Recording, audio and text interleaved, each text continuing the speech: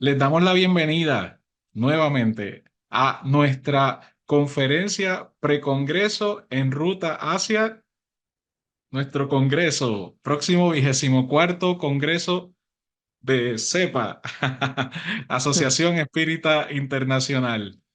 Hoy, domingo 28 de abril de 2024, ya estamos apenas a un par de semanas de la celebración de nuestro congreso.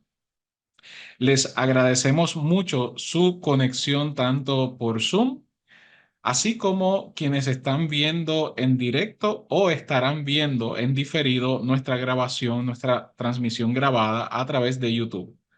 Durante la mañana de hoy tenemos a un conferenciante nuevo que no habíamos tenido anteriormente en las conferencias pre-congreso, con un tema sumamente interesante y dialogaremos brevemente con él, pero no sin antes establecer un poco sobre cómo es la dinámica de nuestras conferencias pre-congreso. Presentaremos a nuestro conferenciante de hoy, a Óscar García. Posteriormente estaremos viendo la conferencia de Óscar previamente grabada. Estoy bajo la impresión de que si estás por Zoom puedes habilitar los subtítulos en un idioma u otro, así que puedes experimentar con tu menú de opciones y Óscar estará presentándonos en español, en castellano. Sin embargo, su presentación tiene subtítulos o texto también en portugués. Así que para todas nuestras amigas y amigos lusoparlantes, no se perderán lo que Oscar tiene para compartir hoy con nosotros. Al finalizar su exposición, estaremos teniendo un espacio para preguntas y respuestas. Así que agradeceríamos que si estamos en Zoom, mientras se está transmitiendo y le surge alguna pregunta, aprovecha el chat y escriba su duda, su comentario o su pregunta para que al final podamos entonces intercambiar impresiones con nuestro conferenciante. Así que ahora sí, formalmente, Oscar, muchos saludos y bienvenido. Muchísimas gracias, José o José. La verdad es que aprovecho el momento para enviar un afectuoso saludo a todas las personas que nos están viendo y escuchando en cualquier lugar del mundo. Y sobre todo porque veo que hay una serie de personas aquí a las cuales conozco y tengo el placer de volver a ver. Y así agradezco muchísimo esa invitación desde este otro lado del Atlántico donde estamos nosotros. Y personalmente me hubiera gustado estar ahí con todos ustedes, pero mis circunstancias personales no me lo han permitido. Así que me parece este un maravilloso espacio, una posibilidad que acepto con gusto. Muchas gracias, Oscar. Y lo bueno de este tipo de iniciativas que hemos estado eh, pues explorando y que ha sido muy bien acogida es que sabemos que lo vamos a repetir en futuros congresos. Así que tendremos conferencias previas a los congresos, tendremos las conferencias en los congresos y tendremos participación desde múltiples puntos del mundo de personas que puedan o no puedan llegar al congreso, pero estarán participando. Así que eso me parece que es parte de esa tendencia necesaria de inclusión, de buscar las maneras de cómo poder efectivamente reforzar el pluralismo y la inclusión de todas y de todos. Pues para que conozcamos un poco de nuestro conferenciante de hoy, es importante que todos sepan quién es Óscar García Rodríguez. Y Óscar es natural de la isla de La Palma, en las Islas Canarias, en España. Él ha trabajado durante años como monitor, profesor en diferentes proyectos de escuelas taller enfocados al desarrollo socioeconómico en la isla de La Palma. A lo largo de casi 25 años, ha sido director y presentador de diversos programas de radio dedicados a la temática parapsicológica y alternativa en emisoras de la isla de La Palma.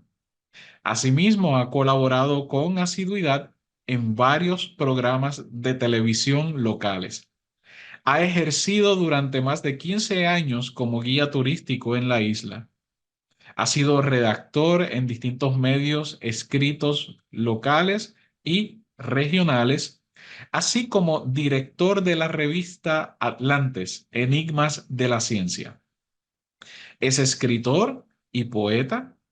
Es autor de las obras Historia del Espiritismo en las Islas Canarias, publicado en 1997, Bibliografía Espiritista Española de 1857 a 1936, publicado en el 2015, Miradas tras el velo de la vida y la muerte, una obra inédita, y los poemarios Páginas Interiores, que es inédito, Recuentos de Luz y Ausencias, que está en preparación para su publicación, y Entre el Ser y la Piel, que está en proceso de corrección. Ha impartido conferencias en congresos y jornadas por todas las Islas Canarias y en diversas ciudades del resto del territorio nacional español. Siendo adolescente, se integró en los trabajos del Grupo Espírita de La Palma, y desde que éste pudo legalizarse como asociación con el advenimiento de la democracia en España, se convirtió en uno de sus miembros más activos, ocupando varios cargos en su junta directiva, ejerciendo como secretario por un largo periodo y desde hace unos 17 años es su presidente. Actualmente ha iniciado un proyecto para compartir en formato curso experiencias, comprensiones y descubrimientos en el campo del desarrollo de la conciencia. Así que, sin más preámbulos, los voy a dejar entonces brevemente con la ponencia de nuestro compañero Oscar García. Permítanme un momento en lo que compartimos pantalla.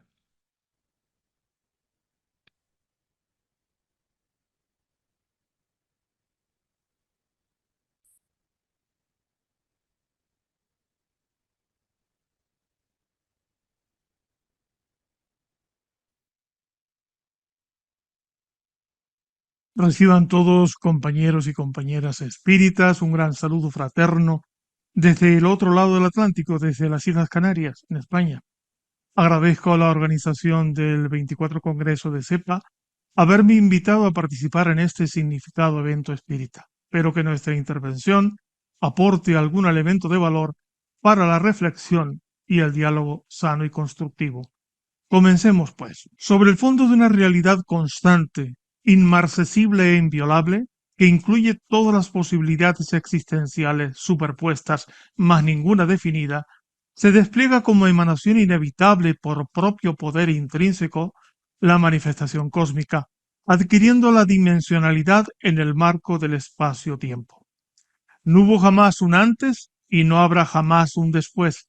Todo es en el aquí y el ahora. Todo existe recreándose incesantemente. Ese fondo es lo que se ha venido denominando indistintamente como espíritu, ser o conciencia. Tres palabras para referirse a una misma realidad que representa el ámbito de la unidad, el mítico caos original, que no es desorden, sino el orden infinito, suma de todas las posibilidades latentes.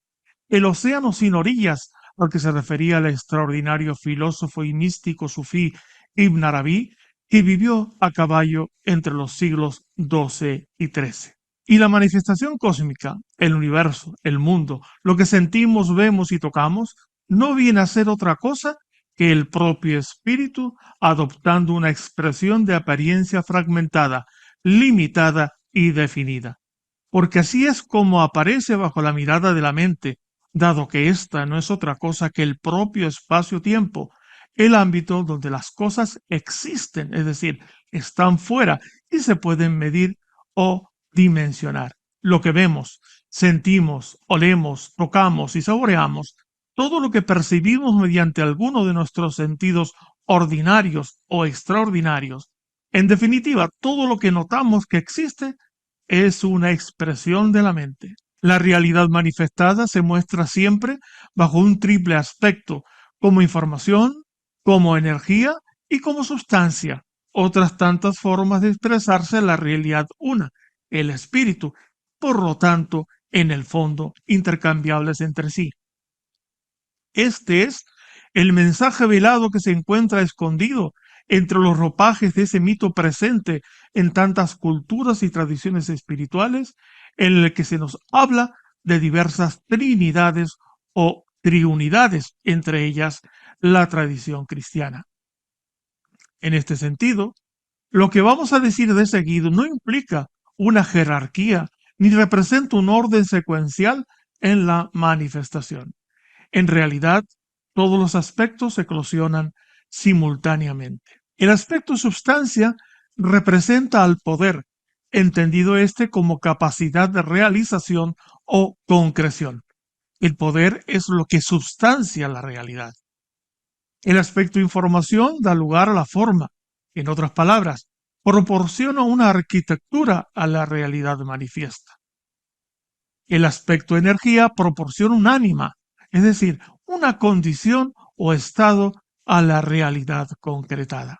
En la expresión más alta de la mente, en la mente superior, esos tres aspectos se presentan sintetizados como códigos prototípicos existenciales, espaciotemporales, es decir, estamos ante un mundo, el mundo inteligible del que hablaba el filósofo griego Platón. Y esos mismos tres aspectos en desenvolvimiento ascendente desde su mínima expresión, combinados e integrados, van expresando los tres grandes valores platónicos: la belleza, horizonte de la forma; la bondad, horizonte de la energía; y la verdad, horizonte de la substancia. La realidad manifiesta aparece ante nuestro sistema perceptivo organizada bajo 5 parámetros. Primero, como realidad dualizada o polar, presentándose cada aspecto, prototipo o modelo primigenio en una escala graduada entre valores máximos y mínimos que se insertan encriptados en la trama espaciotemporal o mente. Segundo, como realidad cuantificada, expresada en niveles discretos de energía. Tercero, como realidad holográfica, por lo que cada parte de la realidad manifiesta contiene casi integralmente la información de la totalidad. Cuarto, como realidad fractálica, es decir, se nos presenta con autosemejanza a diferentes escalas. Quinto, como una realidad holónica, puesto que todo se organiza en niveles de orden, en una tendencia de desenvolvimiento creciente que la ciencia denomina complejidad. Cada orden holónico genera un tipo de contexto y cada contexto es un espacio de sincronicidades. La experiencia se da en una región que representa el encuentro o la intersección entre el espíritu y el ego o personalidad. Por tanto, una experiencia se produce cuando nos damos cuenta de la irrupción de lo que no cambia la realidad espiritual en el seno de este mundo material cambiante. Y eso acontece de acuerdo a nuestra capacidad de asimilación en razón de nuestro estado evolutivo del momento.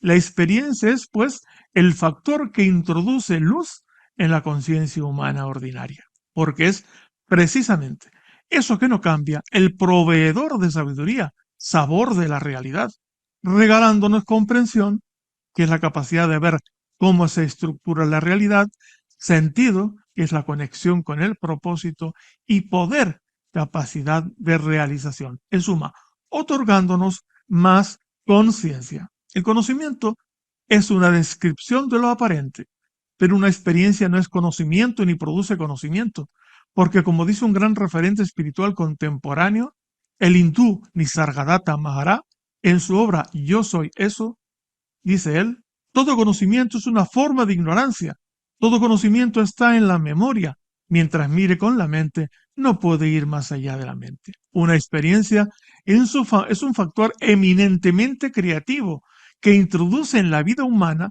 una cuota de luz conciencial. Por eso una experiencia siempre deja un pozo de sabiduría. En fin, la experiencia no es otra cosa que el sabor de lo real en el paladar de la conciencia. Hablemos ahora de vivencias, porque existir mecánicamente o vegetar no debe confundirse con experimentar, que es algo muy distinto. No, vivenciar no es igual a experimentar. Cuando vas por la vida Con una conciencia dormida, ciertamente vives muchas cosas, pero sin real conciencia de ellas, automáticamente, atolondradamente, como si estuviéramos dormidos. La experiencia, por el contrario, nos permite saborear la realidad absoluta de forma pautada.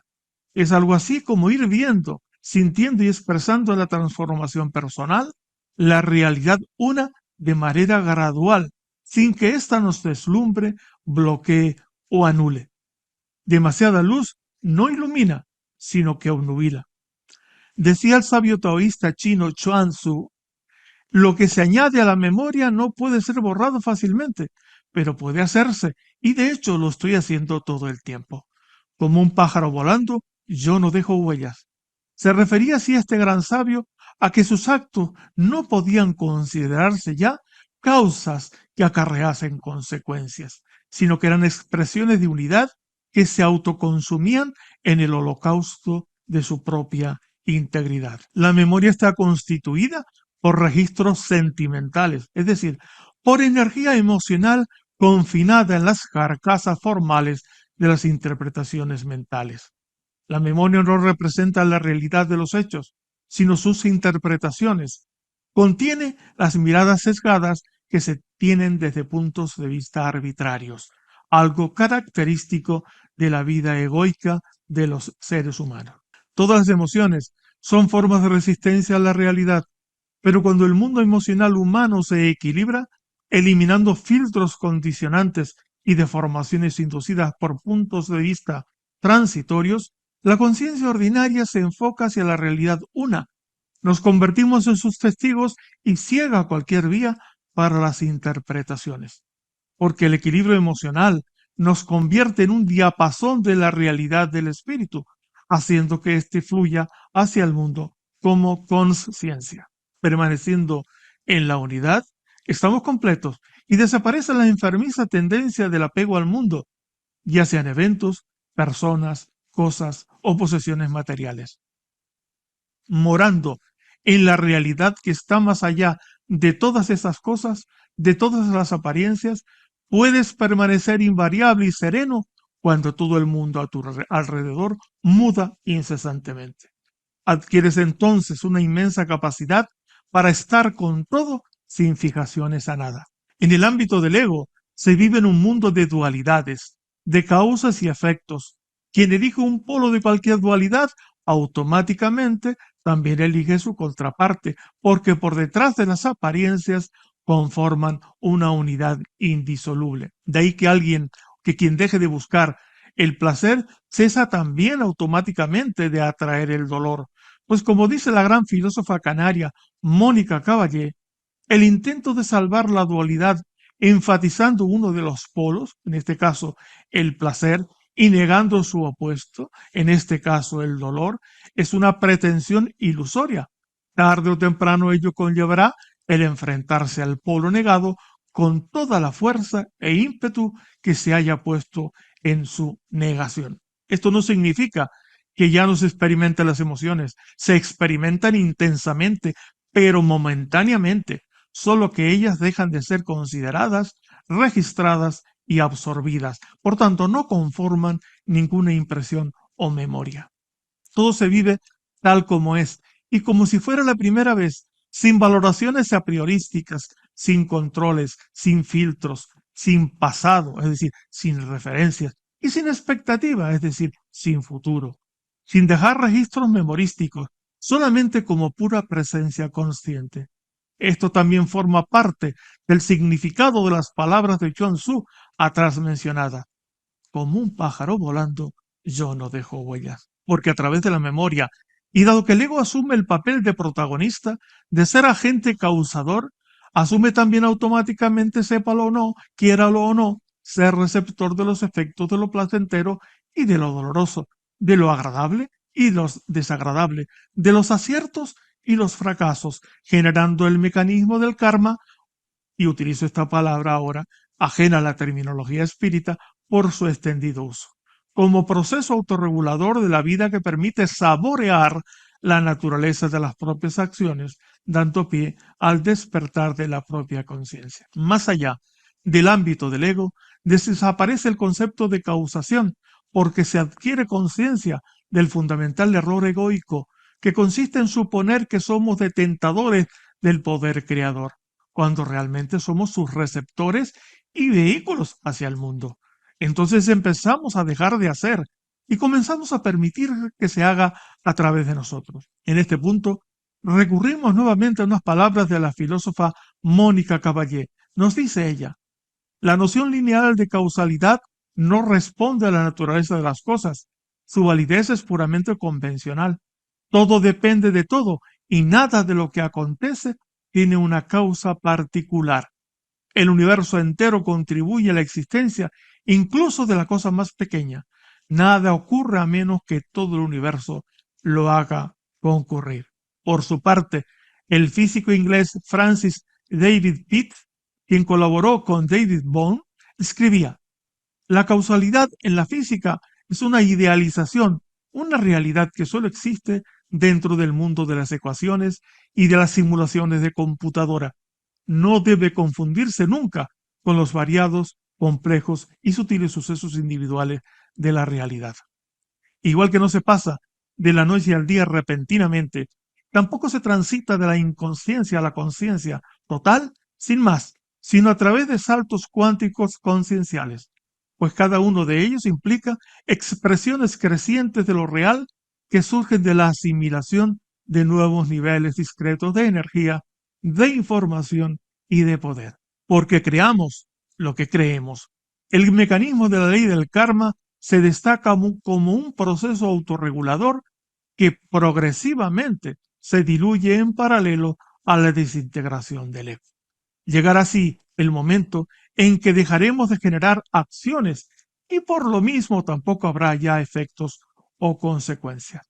Porque en la unidad, en la pura vida regida por el espíritu, un acto es algo integral en que no hay separación entre causa y efecto, ya que ambos son en el fondo una sola y misma cosa. En el mundo del ego hay acciones, causas y consecuencias, esfuerzo, relaciones, procesos, rige la incertidumbre y la estadística, hay deseos y anhelos, hay mérito y demérito, pasado y futuro, memoria, historia, inducción y deducción.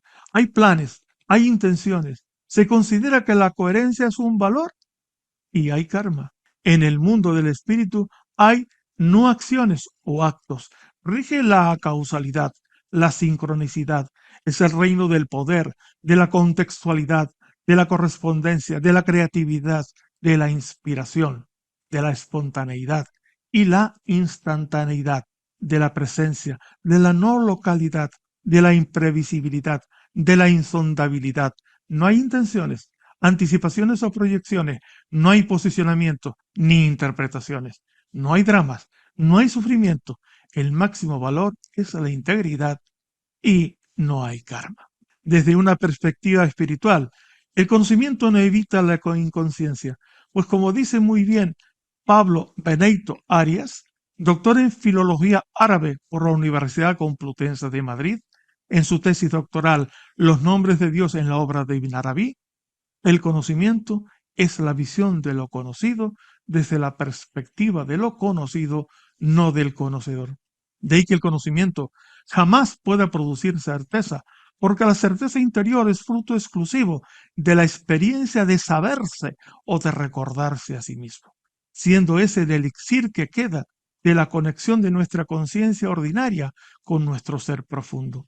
Y como eso no precisa de ninguna confirmación externa, cuando tenemos este tipo de experiencias es que podemos decir con absoluta seguridad que sabemos que sabemos. Muchas gracias por vuestra atención.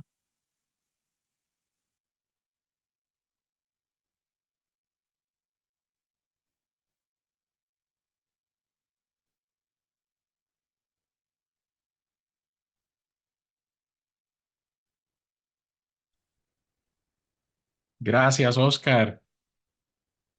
Gracias a Ex- vosotros. Excelente.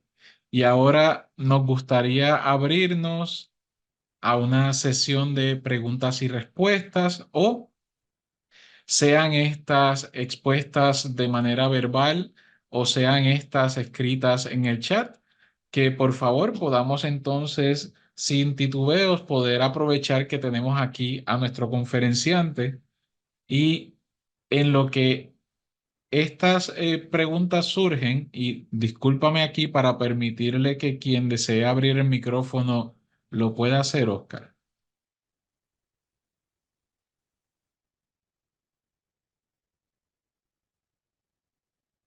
Perfecto, ya está, debidamente hecho. Me gustaría tal vez dar como pie forzado una observación o algo que anoté de lo que estuviste presentando que me llamó mucho la atención y es esta mirada de cómo la relación causa-efecto finalmente se puede ver como una misma cosa. Parecería, parecería sencillo de comprender desde el momento en que uno lo enuncia. Al fin y al cabo están atados, ¿no? Así que a la larga, efectivamente, dejan de ser dos para convertirse en una misma. ¿Qué nos puedes decir al respecto de esto? Mm, Muy bien, gracias, José. Eh, Esto es una cuestión que requiere una cierta mirada más profunda. En el mundo ordinario, nosotros tenemos evidencias de que un efecto va precedido de una causa. ¿Eh? En realidad hay una relación directa entre la causa y el efecto. Si no hubiera esa relación, no se establecería eso. Pero en el mundo donde el tiempo y el espacio ya no rigen, que es el mundo real del espíritu, que el espacio y el tiempo es el ámbito de la experiencia. ¿Eh? Si no se dividiera a través de la mente en espacio y tiempo, nosotros no éramos capaces de enlazar esa relación entre causa y efecto. Pero cuando tú ya vives en la unidad del espíritu, cuando tú vives fuera del marco espacio-temporal, cuando tú vives más allá de la mente, como decía Chuang Tzu, él era como los pájaros que volaban por el cielo. Él no dejaba huellas. Es decir, que cuando realizas algo, esa propia realización tiene su causa y su efecto en una sola unidad. De tal manera que no queda un registro de eso. El registro de eso es la realización de eso. Es decir, no hay una huella que dejes una especie de enlace o puente entre causa y efecto. Al vivir en la unidad espiritual, tú realizas cosas y la realización no te lleva de la causa al efecto. El acto mismo creativo es realización y no está mirado por la mente con esa separación. Sin embargo, en el mundo de la experiencia es necesario para darnos cuenta de los vínculos que tienen las causas y los efectos. Entiendo. Oscar, nos felicita, te felicita, mejor dicho, te felicita Yacira aquí a través del chat por la conferencia. Y Yacira, agradecemos mucho que te hayas conectado, que estés aquí presente con nosotros. Muchas gracias, Oscar, Yacira.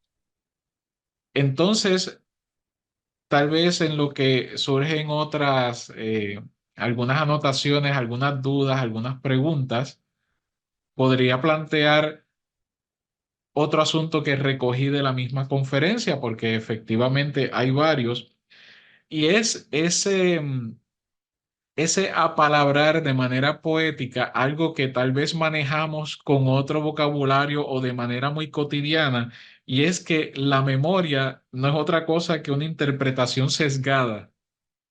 Claro.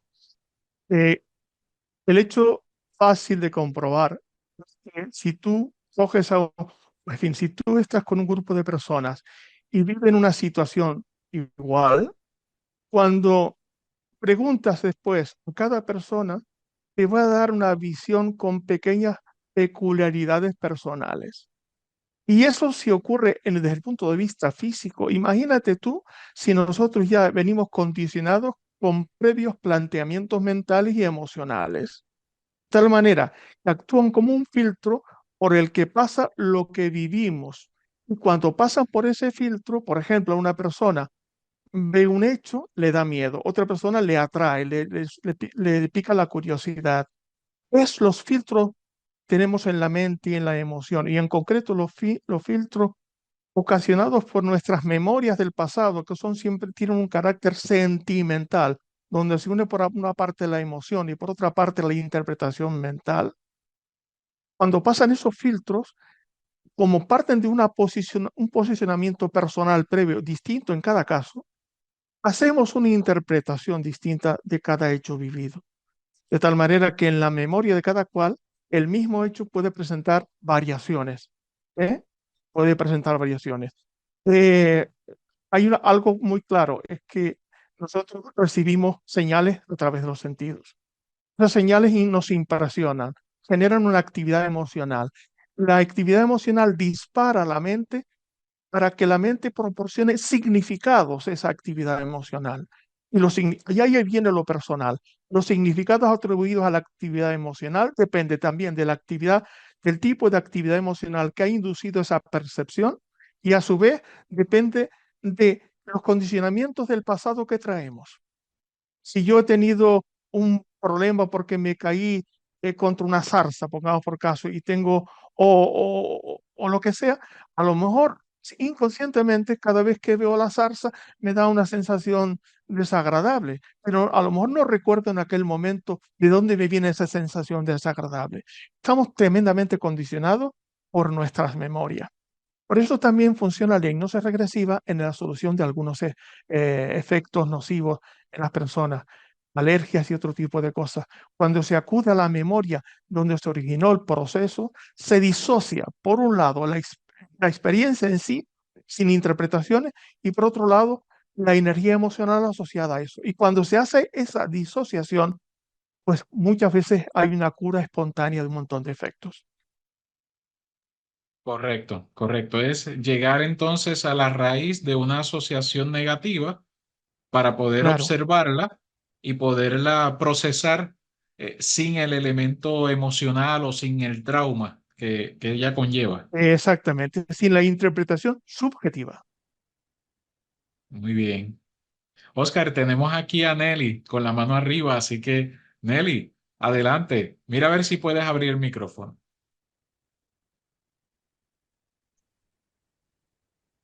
Oscar, felicitaciones por tu conferencia. Ahora cuando hablabas, yo pensaba en la caverna de Platón y pensaba eh, en- sobre tus dichos como en un planteamiento muy moderno de la caverna. Eh, ¿Estaremos nosotros entonces viviendo una construcción de la realidad material a través de las experiencias espirituales? Y en ese caso, cada uno de nosotros tendría una realidad individual y a la post colectiva. Eh, Muy buena pregunta, Nelly. No estoy totalmente convencido de lo que dices. Eh, a veces se dice, últimamente en algunos científicos, dice que vivimos una realidad simulada. Simulada quiere decir que eso no es una realidad absoluta, sino que cada cual, de acuerdo a su propio estado de conciencia, extrae de la totalidad de la conciencia en sí la parte que puede comprender y a su vez expresar. Y su mundo, el mundo que ve, el mundo de su realidad, es el mundo que ha logrado entender, comprender y asimilar. Mira, y los que compartimos una visión similar del mundo, nos podemos entender porque vivimos en una franja de conciencia similar. Si no, no nos podríamos entender. O en todo caso, seguro que los que están en un nivel inferior de conciencia no entienden a los que están más arriba. Sin embargo, los que están más arriba, puesto que ya tienen integradas las fases anteriores evolutivas, sí pueden entender y comprender a los que están en un nivel más bajo. Si no, tampoco nos podrían ayudar los grandes maestros que han venido a la humanidad. Es decir, yo estoy totalmente seguro que la realidad que vivimos cada uno es una realidad, es una parte de la realidad total. Podemos asimilar en un momento dado, que podemos expresar en un momento dado. No olvidéis que la realidad tiene tres áreas de expresión, como energía, como información y como sustancia o como materia. Como nosotros asimilamos esos niveles de realidad con ese tipo de estructura energética, informacional y sustancial, pues esa conjunción de tres elementos genera la realidad que nosotros entendemos como objetiva. Pero todo es la realidad, solo que no es la realidad total. Muchas gracias, Oscar. Muy Gracias, bien, Mary. gracias. Y también tenemos una pregunta de parte de Rodolfo Ferreira, conectado aquí también. Saludos, Rodolfo, desde Argentina, desde Uruguay, discúlpame. Y Rodolfo nos escribe, esa realidad tan trascendental, Oscar, ya lo podemos vivir desde nuestro estado limitado, aunque sea en pequeñas dosis. Buena pregunta también y gracias a Rodolfo por hacerla.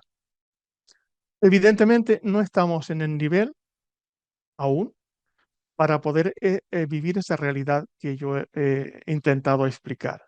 Pero sí podemos tener atisbos, momentos. Por ejemplo, un hecho evidente de que estamos viviendo esa realidad o estamos comenzando a alcanzarla es lo que yo llamo las sincronicidades. Las sincronicidades son una expresión de que un cierto conjunto de cosas que nos parecen separadas, en el fondo están totalmente integradas en un mismo ámbito de conciencia. Yo he estado viviendo de unos años a esta parte una paulatina y progresiva aumento de las sincronicidades, de tal forma que suelo decir que yo escucho mi voz interior. Procuro, muchas veces estoy despistado, ¿eh? Entonces, es frecuente que me pase, y aún muchas personas que nos están escuchando y otras lo pueden decir igualmente, que piensas en alguien, me llamas en ese instante y me dice, te estaba a punto de llamar, tal cosa, una cantidad de sincronicidades que aumentan paulatinamente. Otra de las cuestiones que se viven es que mm, ya no te empiezas a regirte menos por todo planificado, sino te vas rigiendo más por una especie de inspiración creativa, que sin embargo cuando la ejecutas te das cuenta que era lo adecuado para el momento, era perfecto. ¿Eh? Muchas veces yo tuve una especie, vamos a decirlo así, alguien del que aprendí muchas cosas, y era una persona que planificaba las cosas, era una persona muy creativa, pero tenía esta facultad y decía, cuando este plan no me sale, me hago otro plan, como diciendo, no estoy atado a ningún plan.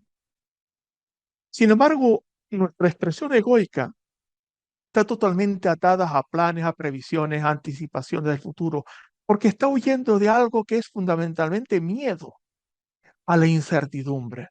Sin embargo, cuando estás viviendo cerca de este nivel de conciencia, asumes sin problemas la incertidumbre. ¿Sabes por qué asumes la incertidumbre? Porque detrás de la incertidumbre, del control de la mente, está la certidumbre del sentido de la vida. Entonces, de repente, tú sabes que sea lo que ocurre, todo tiene un sentido. Entonces, lo importante es aprender qué sentido tiene. Muchas gracias, gracias. Muy buena respuesta. Me encantó. Mm. Gracias, Rodolfo. Gracias, Rodolfo. Oscar, parece que lo que estás describiendo en esa respuesta a lo que nos trajo Rodolfo es la diferencia o la inclusión de la flexibilidad frente a la planificación. Una planificación rígida sin flexibilidad implica apego y la flexibilidad implicaría entonces esa apertura y aceptación de la incertidumbre como algo con lo que se convive sin generar angustia y en caso de que el plan A no se dé, no dejo de, no comienzo a desesperarme, no comienzo a decaerme, no comienzo a desequilibrarme, simplemente me muevo. Es eso lo que estás describiendo.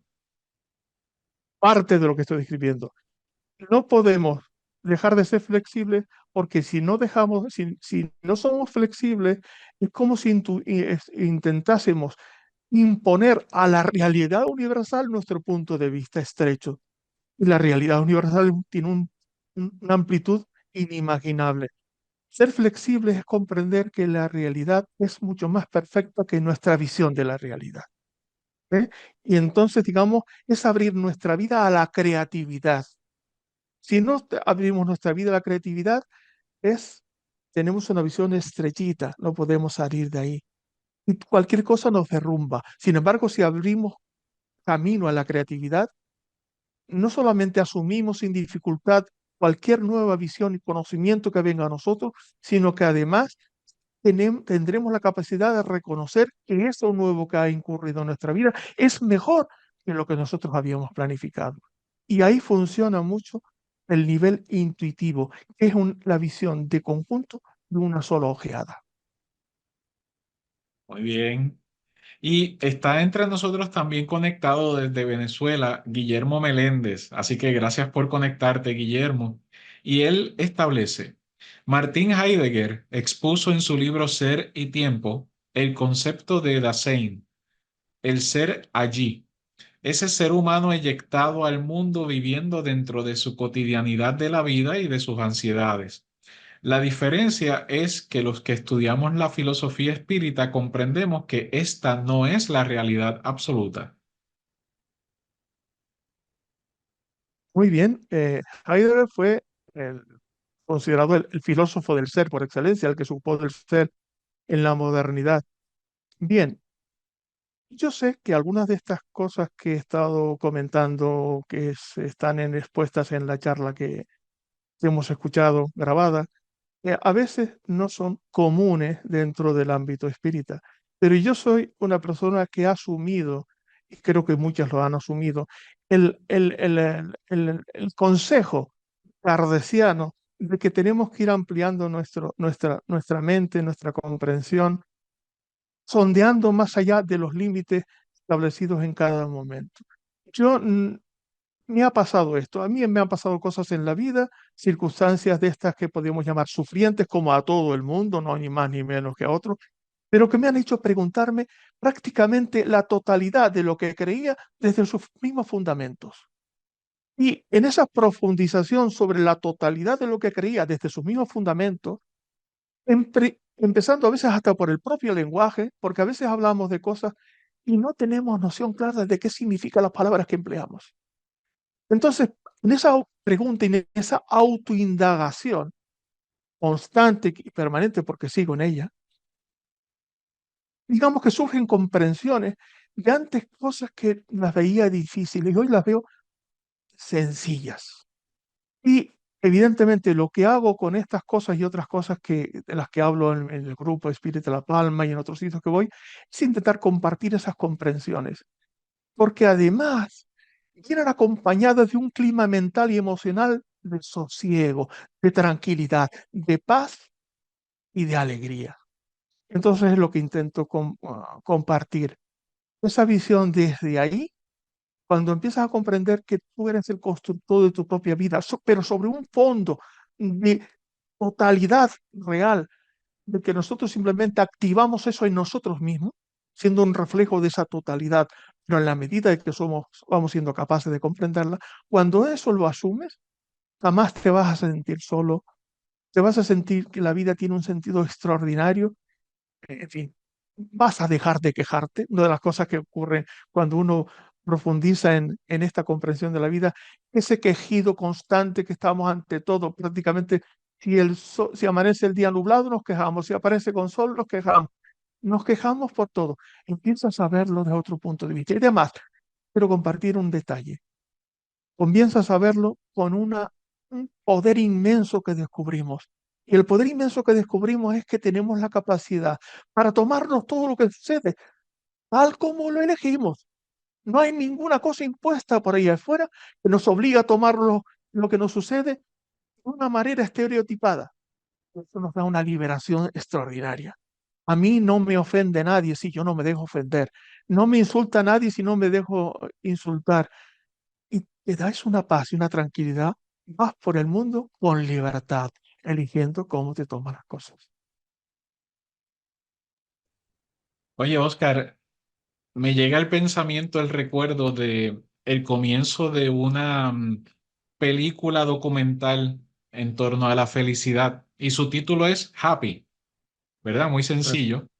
Y comienza efectivamente, una de las primeras escenas es este residente en uno de los barrios empobrecidos de India, cuya casa es prácticamente de madera, techo en metal o en algunas planchas de madera conseguidas en la calle y durmiendo en el suelo o durmiendo sobre cartón.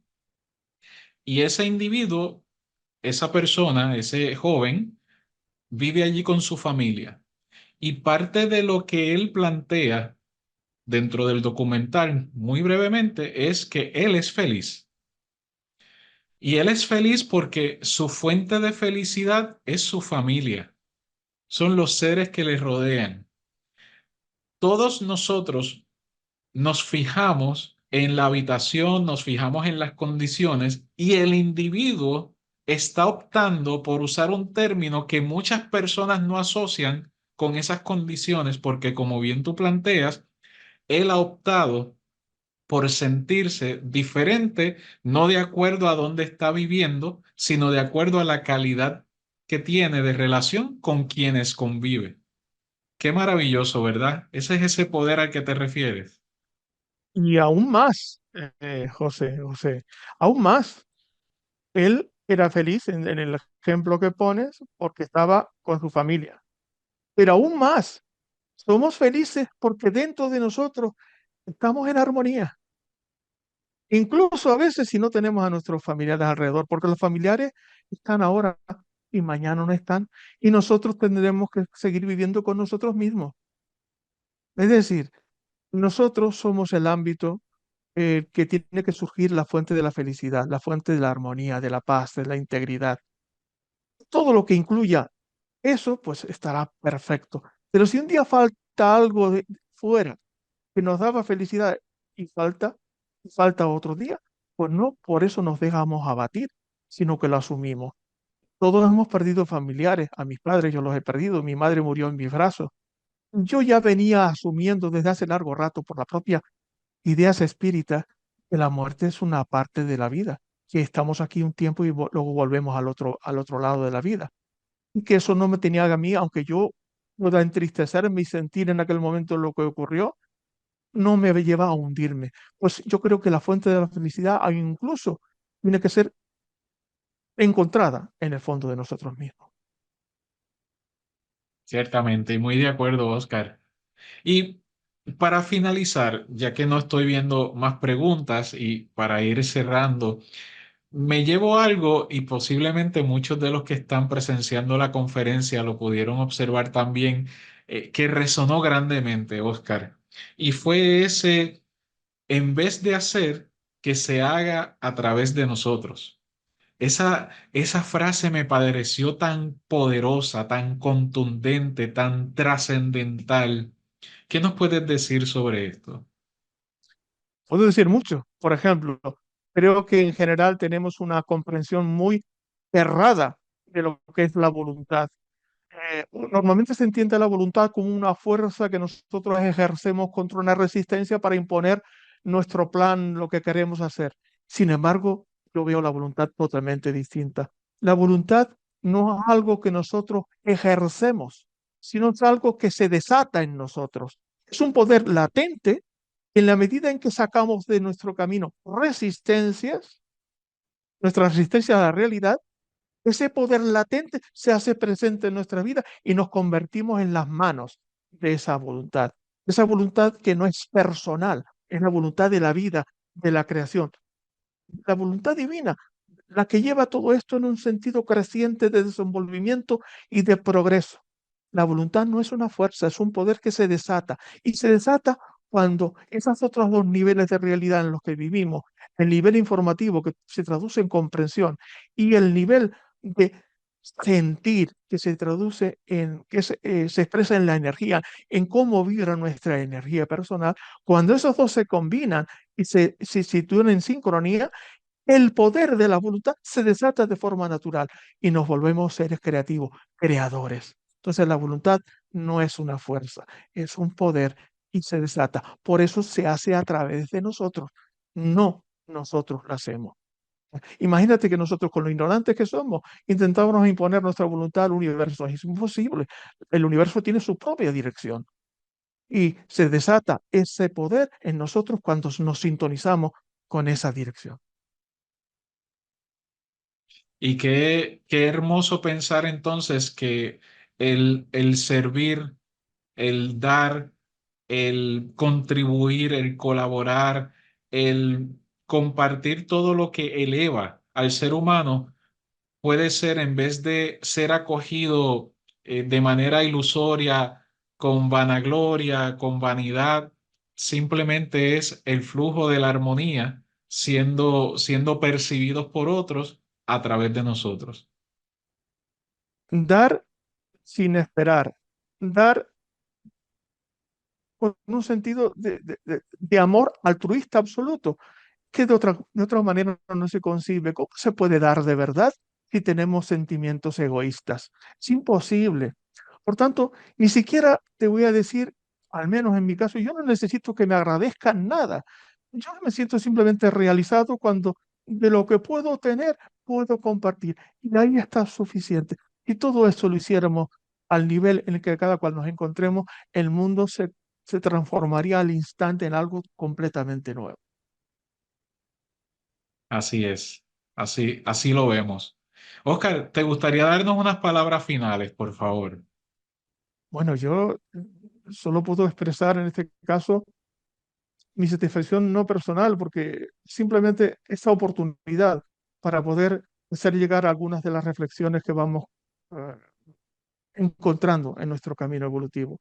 Y agradezco a las personas que están ahí escuchándonos, las que nos pueden escuchar y ver a través del canal de YouTube, y a ti, José, a CEPA, por haberme invitado a dar esta exposición. Sé que algunos de los temas que trato rozan un poco los extremos, los límites, a veces de lo habitual o no habitual dentro del contexto espiritual, pero estamos ahí para eso, para crecer, y yo ofrezco lo que puedo, lo que he descubierto en mí mismo.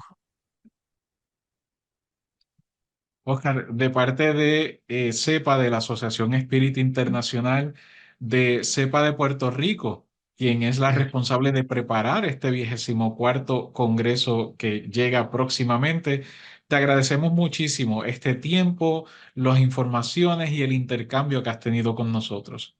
Para quienes se conectaron aquí por Zoom, les agradecemos profundamente que hayan llegado, quienes están viéndonos por YouTube también y quienes nos verán posteriormente. Si les ha gustado este video, recuerden siempre darle like, presionen la campana para que tengan los recordatorios de próximas transmisiones que estaremos haciendo y sean todos felices. Muchas gracias. Adiós.